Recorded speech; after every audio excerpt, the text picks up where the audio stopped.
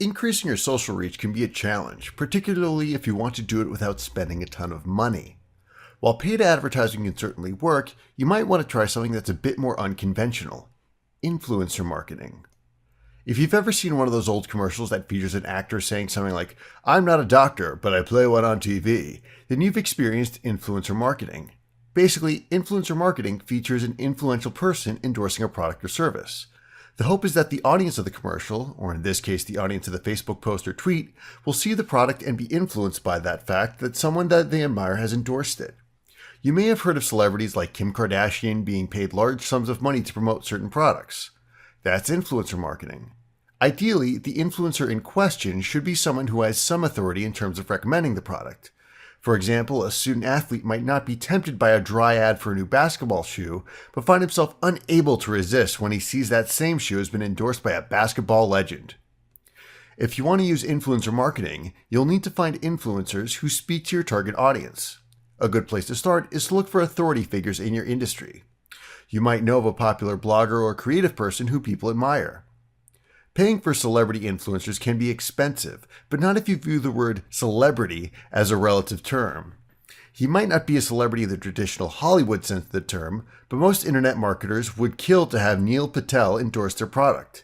He has a huge following and a great deal of influence, and people listen to what he says.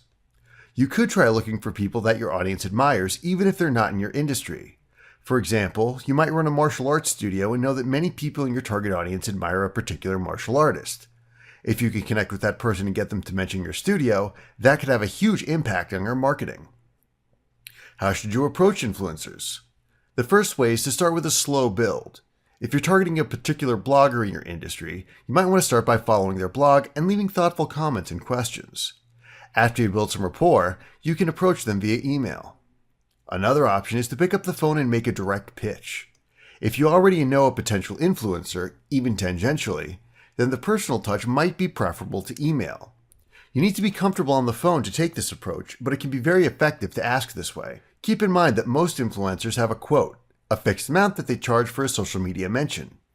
You might not be able to find out what it is in advance, but you should be prepared for it. Some influencers might be willing to negotiate, but others won't. Always know what your walking away point is. Once you have a loose agreement, it's important to hammer out the details of what you'll be getting in return for your money. How many times will the influencer mention you? In what context? As a paying customer, you're entitled to be specific about when, where, and how the influencer mentions your company or product.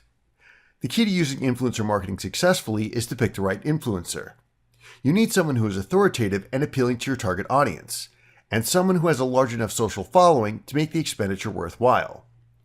Please click subscribe if you'd like to be notified when we release new training videos like this one.